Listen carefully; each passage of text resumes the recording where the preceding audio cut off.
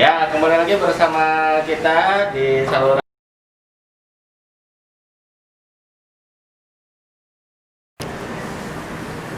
Ya, kembali lagi bersama kita di saluran radio online SMP Infocom Bogor, channel siaran info dan komunikasi digital. SMP Infocom Bogor, sekolah berprestasi, modern, terpercaya, dan unggul dalam bidang komputer.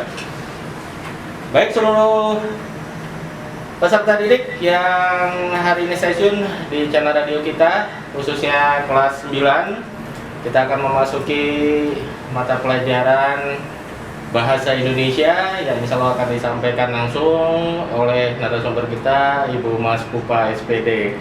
Alhamdulillah telah hadir di tengah-tengah kita. Assalamualaikum Ibu. Waalaikumsalam. Gimana, sehat kembali hari ini? Alhamdulillah sehat. Biasa dari tadi pagi ya, kita maraton dari kelas 7, 8, dan sekarang sudah memasuki kelas 9. Dipersiapkan seluruh peserta didik hal-hal yang nanti perlu dicatat atau hal yang nanti perlu dipahami agar dipelajari untuk kegiatan persiapan penilaian akhir semester di awal bulan Desember 2020. Hari ini Bu Pupu mau menjelaskan materi apa?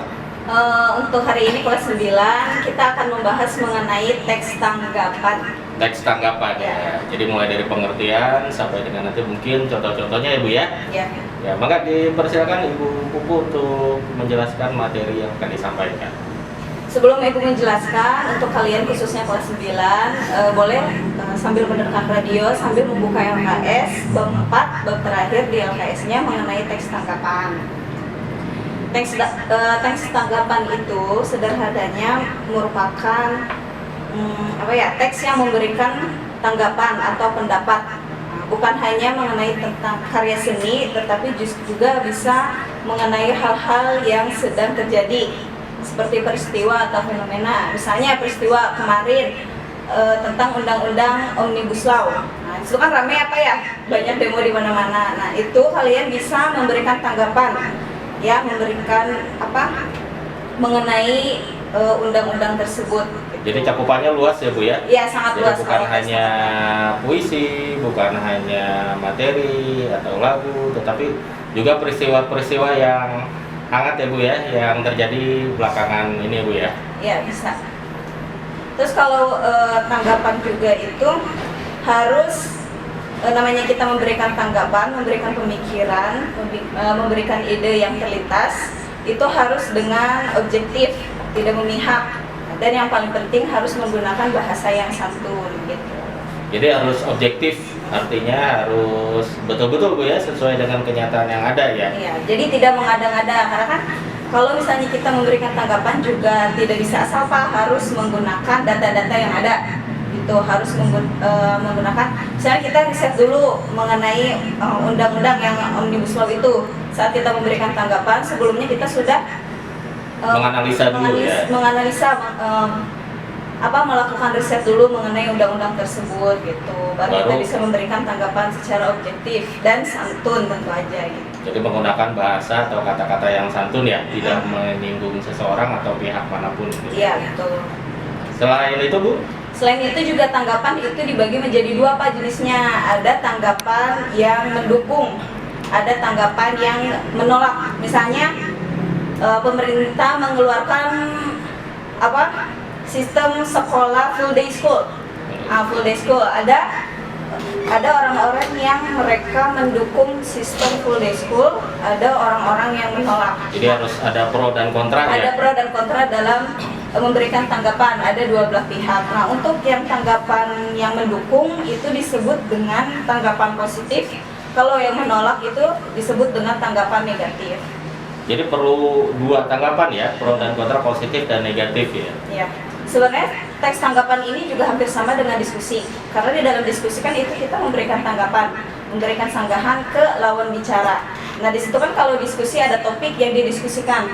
Misalnya soal kapal yang masuk ke laut kita. Terus kan kalau zamannya Menteri Susi ya, itu kan dibom. Ada orang yang mereka pro dengan pengeboman kapal itu, ada yang kontra. Itu kan didiskusikan antara dua belah pihak. Nah, antara dua belah pihak itu, yang pro berarti mereka disebut tanggapannya positif, yang kontra dengan pengeboman kapal itu mereka disebut dengan tanggapan negatif atau kontra. Jadi kalau tanggapan itu tidak selalu negatif ya, tidak selalu yang kontra. Dia harus ada yang positif juga sebagai penyeimbang ya, Bu ya. Selain itu mungkin Bu? Nah, untuk tanggapan ini ada struktur-struktur yang harus diperhatikan ya. Oh ya, tanggapan itu bisa disampaikan secara lisan maupun tulis. Nah, untuk sekarang kita akan membahas mengenai struktur untuk tanggapan yang disampaikan secara tulis. Tertulis. Untuk tertulis. Nah, untuk strukturnya itu ada 3. Nah, anak-anak juga bisa lihat di LKS ada di halaman 52 contoh mengenai teks tanggapan pemakaian internet bagi remaja. Di situ kan ada evaluasi, deskripsi teks, dan penegasan ulang. Nah, kalau evaluasi itu pernyataan umum mengenai persoalan yang disampaikan penulis, apa yang ingin ditanggapi. Nah, misalnya kalau pemakaian internet bagi remaja, berarti di dalam evaluasinya harus diperkenalkan dulu mengenai internet. Internet itu apa sih? Lalu cakupannya internet dalam kehidupan remaja itu bagaimana? Selanjutnya kalau sudah ada pernyataan umum, sudah diperkenalkan mengenai internet, ada deskripsi teks. Deskripsi teks itu berisi mengenai informasi tentang alasan yang mendukung pernyataan dan menolak pernyataan. Gitu. Jadi ada di dalam itu berarti ada mendukung penggunaan internet bagi remaja, lalu ada yang kontra penggunaan internet bagi remaja. Yang terakhir itu ada penegasan ulang, bagian akhir teks yang berisi tentang pengulangan penyataan pada bagian deskripsi teks. Jadi bagian yang ada dalam deskripsi teks itu ditegaskan ulang di penegasan ulang. Oh, jadi untuk tanggapan ini ada 3 struktur ya. Saya ulangi mungkin yang pertama harus dievaluasi dulu ya. Baru setelah dievaluasi, dideskripsikan melalui teks. Lalu ada penegasan ulang tentang tanggapan, baik itu tanggapan yang positif maupun tanggapan yang negatif begitu ya. Nah, itu untuk misalnya tanggapan kepada pemakaian internet bagi remaja. Tapi berbeda dengan kalau misalnya pemakaian kita memberikan tanggapan ke suatu karya seni, misalnya lukisan. Nah, kalau misalnya dalam karya seni atau lukisan itu kita memberikan tanggapannya harus menggunakan rasa gitu. Jadi harus menggunakan feeling. Kan kalau misalnya lukisan itu kan misalnya Pak Dodi bikin lukisan, terus minta aku coba dong tanggapi lukisan yang saya buat gitu. Nah, walaupun saya nggak paham soal lukisan, tapi saya bisa memberikan tanggapan sesuai dengan rasa yang saya miliki saat melihat lukisan Pak Dodi. Misalnya Pak lukisannya bagus, warnanya cerah, enak dipandang. Misalnya lukisan laut, pantai. Jadi aku tuh kayak ngerasa lihat pantai yang sebenarnya gitu. Tapi di situ juga harus diselingi dengan tanggapan yang kontra atau negatif. Tapi Pak kayaknya pantainya kayak kurang misalnya mungkin bisa ditambahin pohon kelapa atau apa gitu. Tapi dengan bahasa yang santun itu yang utama. Jadi tetap untuk tanggapan seni juga harus ada pro dan kontra ya. Jadi sebagai masukan juga, sebagai istilahnya kritisi ya dari apa yang kita lihat, apa yang kita tanggapi, mungkin seperti itu Bu ya. Iya.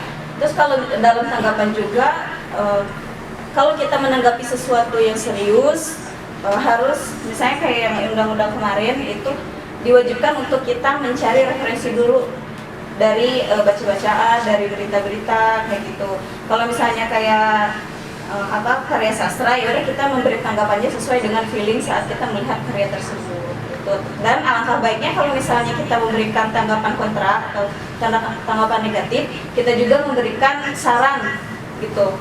Kayaknya ini kurang bagus deh, harusnya mungkin warnanya lebih cerah, atau misalnya harus ditambah ini biar lebih bagus, biar lebih dipandang gitu.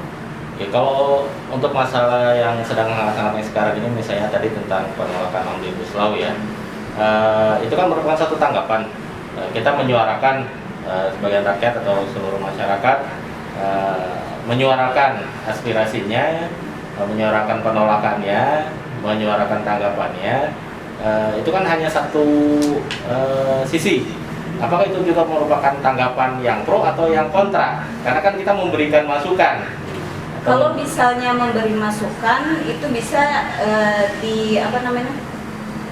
bisa dikategorikan sebagai dengan tanggapan, tapi bisa dimasukkan ke kategori tanggapan yang positif karena dia tidak berlainan atau tidak kontra dengan undang-undang itu gitu. Jadi kayak tidak menolak gitu secara halus. Itu termasuk berarti tanggapan yang positif ya. Karena kan dia memberikan saran. Jadi untuk tanggapan ini selain tadi tanggapan yang kita kan harus objektif ya, karena apa yang kita tanggapi, misalnya perilaku, karya seni atau lain sebagainya, berarti hampir semua objek bisa kita tanggapi ya. Sebenarnya teks tanggapan ini kalau menurut saya itu teks yang paling mudah dipelajari. Ya, apalagi yang kelas 9, yang dari SD udah belajar, kelas 7, kelas 8 juga udah belajar. Teks tanggapan ini selalu kita gunakan di kehidupan sehari-hari. Misalnya kayak kita nih, kalian mau belanja di Shopee, di e-commerce, atau bisa di Lazada. Terus ada temennya yang bilang, menurut kalian baju ini gimana? Kalian kan di situ memberikan tanggapan, entah mendukung baju itu bagus atau baju itu kurang bagus, cari yang lain. Itu kan tanggapan yang kita keluarkan secara tidak langsung, kita sudah melakukan atau sudah mempraktekkan teks tanggapan itu gitu. Baik, jadi itu materi tentang teks tanggapan ya Bu ya? Ya. Mungkin sebentar lagi kita akan commercial break dulu. Setelah itu nanti mungkin Ibu bisa menyampaikan contoh-contoh konkret atau contoh-contoh soal konkret nanti yang akan keluar di kegiatan penilaian akhir semester ganjil di Insya Allah akan dilaksanakan minggu kedua di bulan Desember. Tanggal 2 ya kalau nggak salah. Minggu keduanya Bu. Minggu kedua. Betul, minggu keduanya.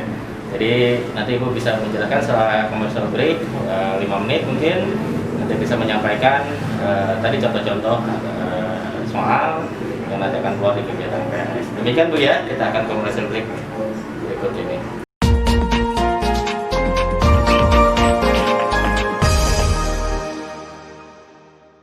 Kembali lagi seluruh siswa yang masih session di SMP Infokom Radio, channel siaran info dan komunikasi digital, sekolah berprestasi modern dan percaya dan unggul dalam bidang komputer.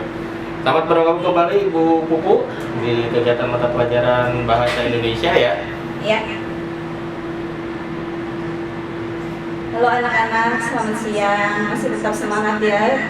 Sini dengan Ibu dan Pak Dodi. Ya, sesuai dengan janji kita ya Bu ya. Sesi ini kita akan menyimpulkan dan membahas apa saja nanti yang akan keluar dalam kegiatan PAS ya Bu ya.